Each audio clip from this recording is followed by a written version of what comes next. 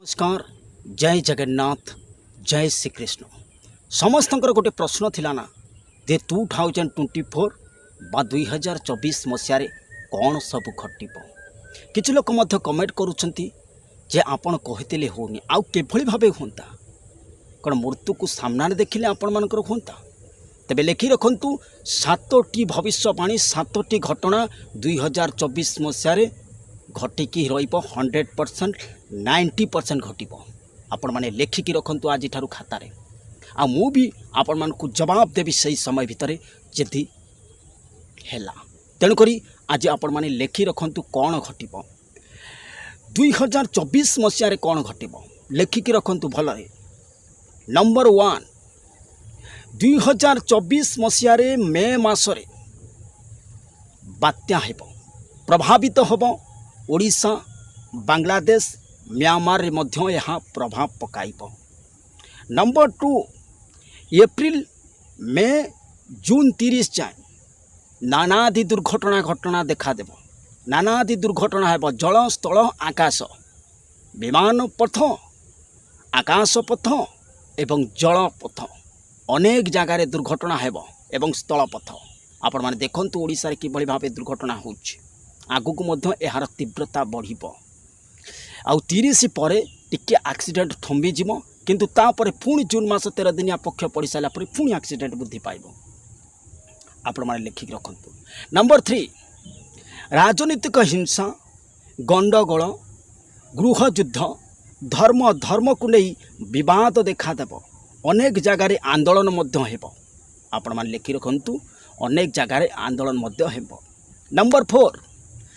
खाद्य शस्य दरदाम वृद्धि होगा सहित अनेक जगार जन असंतोष प्रकाश पाइबा सहित जन आंदोलन मध्य वृद्धि पाइब।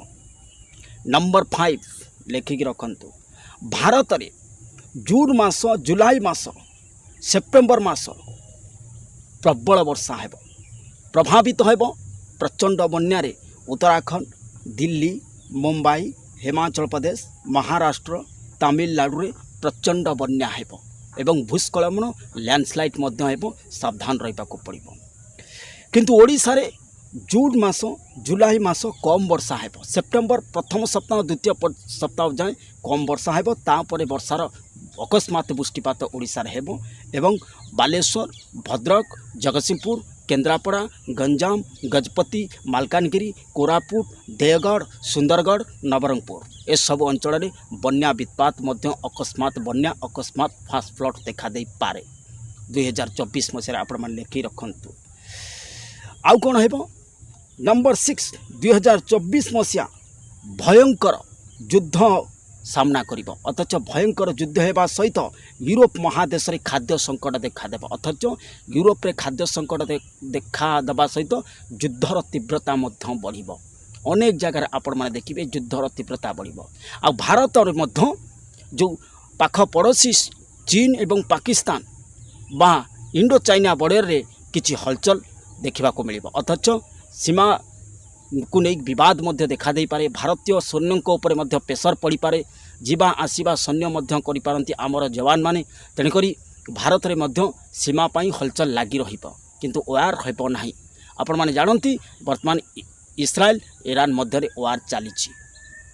इस्राएल हमास मध्य रे चलीथिला तापर वर्तमान इस्राएल ईरान मध्य रे चलीबा को जाउछि आ परे आहुरी दुनिया वार फ्रंट खोलिबो किंतु नॉर्थ कोरिया एवं दक्षिण कोरिया मध्य वार फ्रंट धीरे धीरे खोलिबो ए घटना घटिकी रहिबो 100% घटिबो आ जो माने कमेंट रे खराब कमेंट करथिले खराब कमेंट कहथिले आपण माने निज आखि रे देखिकी रहिबो लेखिकी रखंतु ए घटना 100% 90% रु